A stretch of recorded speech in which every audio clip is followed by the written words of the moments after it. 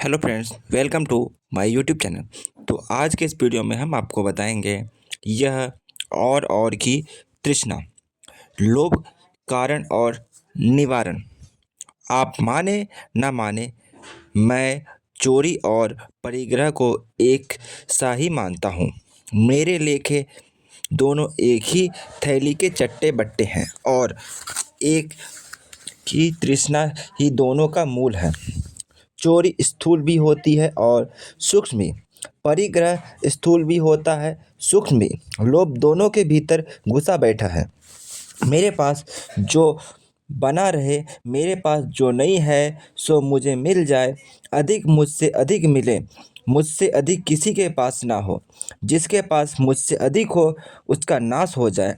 दूसरे का को ना मिले, मुझे अवश्य मिले। दूसरे को ना मिले, मुझे मिले या ना मिले। दूसरे को मिले तो नष्ट हो जाए, मुझे मिले या ना मिले। लोभ ऐसे ना जाने कितने प्रकार हैं।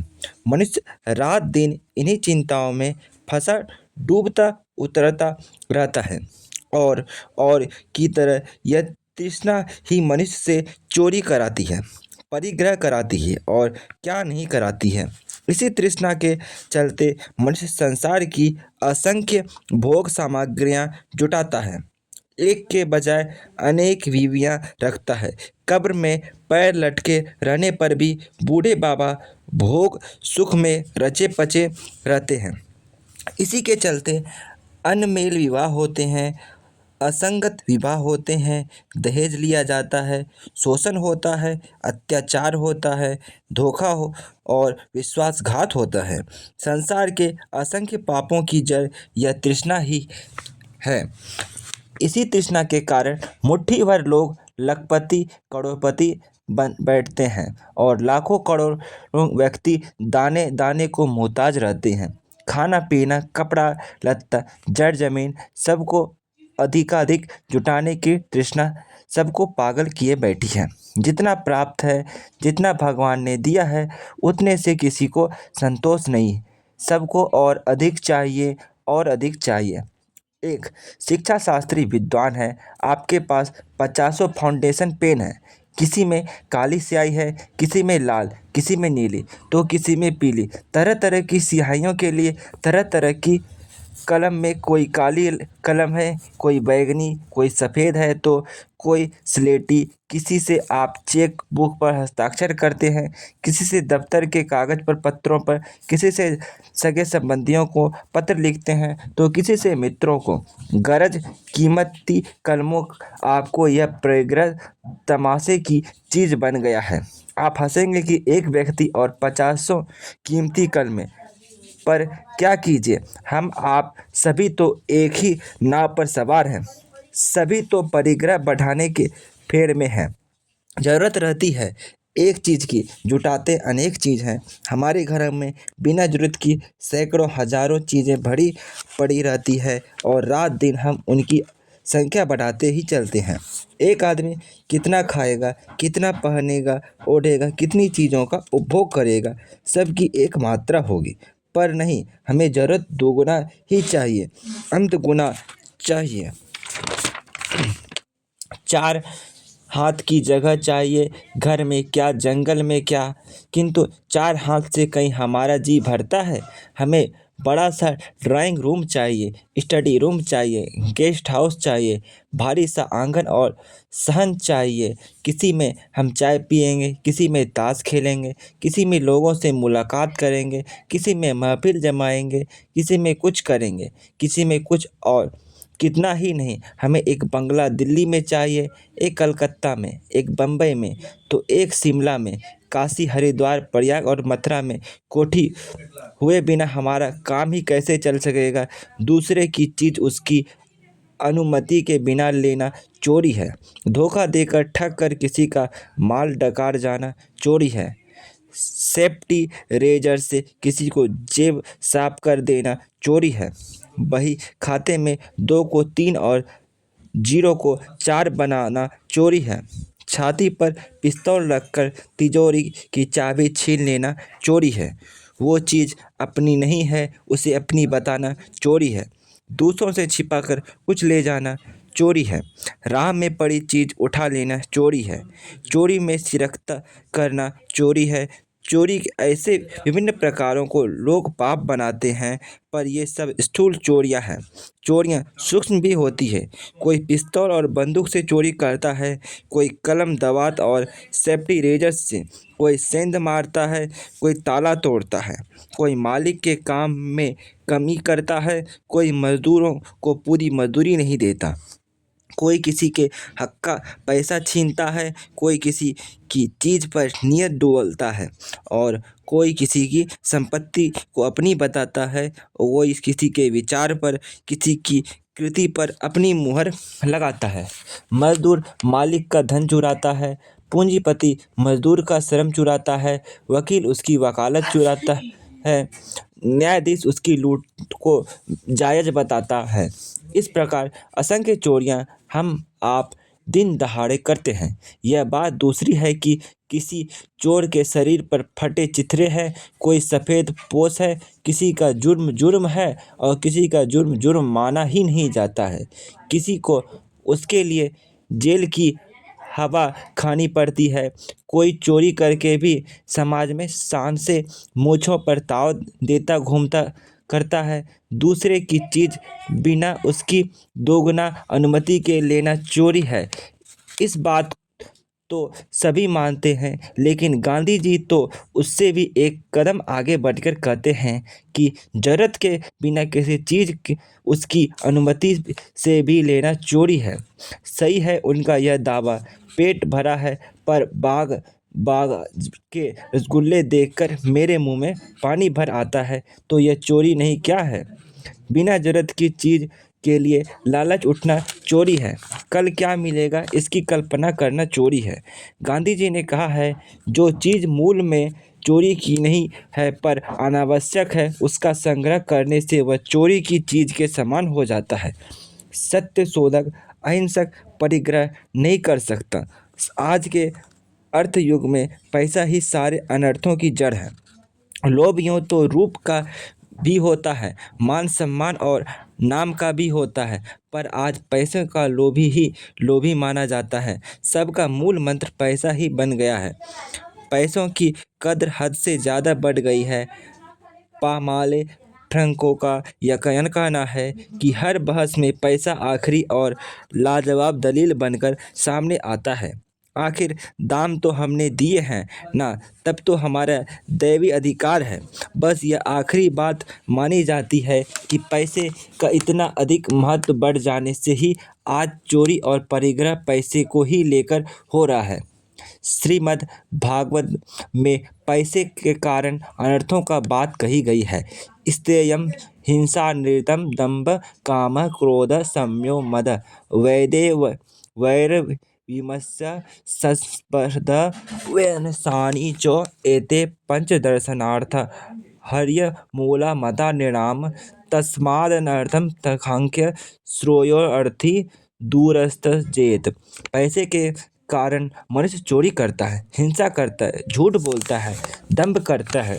पैसे से क्रोध मद अहंकार आता है, भेद बुद्धि पैदा होती है, वैर बढ़ता है, अविश्वास उत्पन्न होता है, स्पर्धा होती है, लंपटता आती है, जुआ खेला जाता है, शराब कबाब मांस मदिरा आदि का सेवन होता है।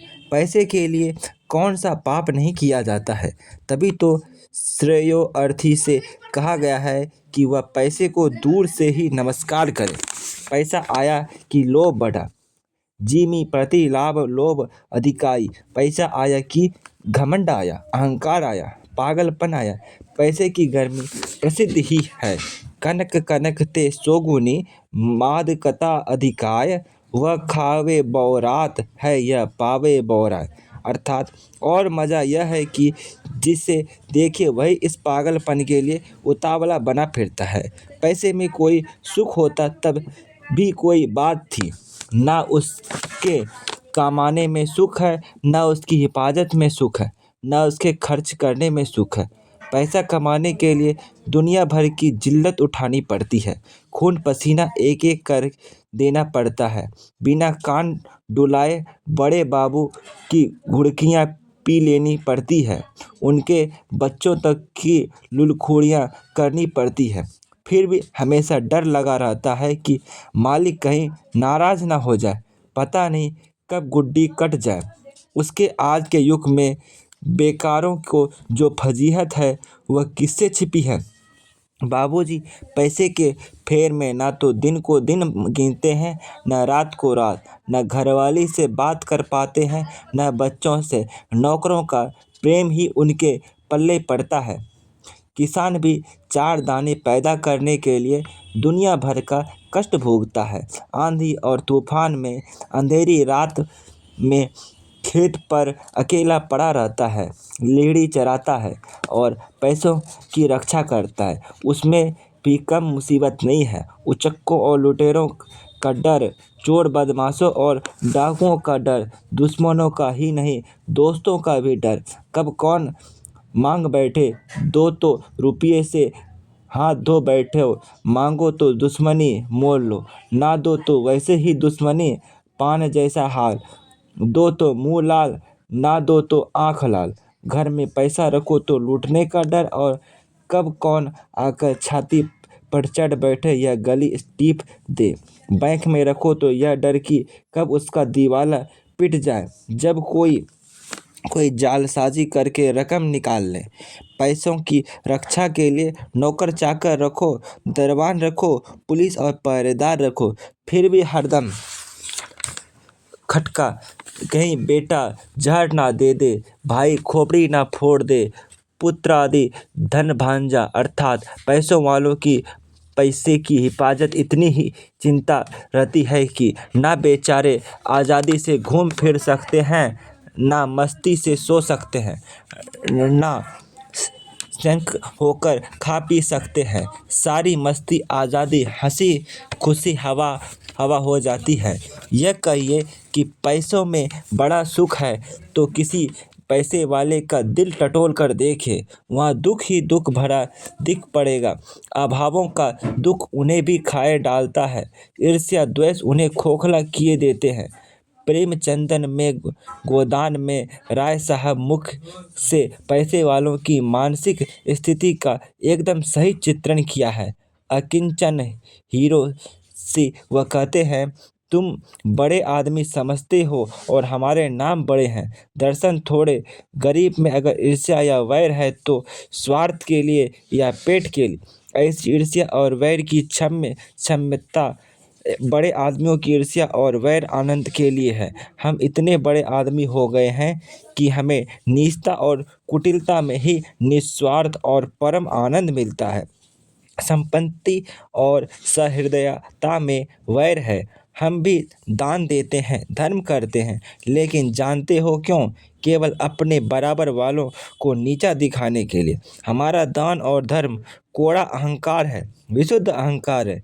हम में से किसी पर डिग्री हो जाए, कुर्की आ जाए या बकाया माल गुजारी की इल्लत में हवालात हो जाए, किसी जवान का बेट मर जाए, किसी की विधवा बहू निकल जाए, किसी के घर में आग लग जाए, कोई किसी के ऐसे के हाथों उल्लू बन जाए या अपने असमियों के हाथ पिट जाए, तो उसके और किसी सभी भाई उस पर हंसेंगे, बगल में बजाएंगे, मानो संसार की संपदा मिल गई, और मिलेंगे तो इतने प्रेम से जैसे हमारे पसीने की जगह खून बहाने को तैयार है। मेरे दुख समझने वाला कोई नहीं है। वह बड़ा आदमी ही क्या, जिसे कोई छोटा रोग हो, मामूली ज्वर भी हो जाए तो हमें सरसाम की दवा दी जाती है। मामूली फुंसी निकल आए तो वह जहरबाद बन जाती है। अब छोटे सर्जन, मंझोले सर्जन तार से बुलाए जा रहे हैं। मसूहल मुल्कों के लाने के लिए दिल्ली आदमी भेजा जा रहा है।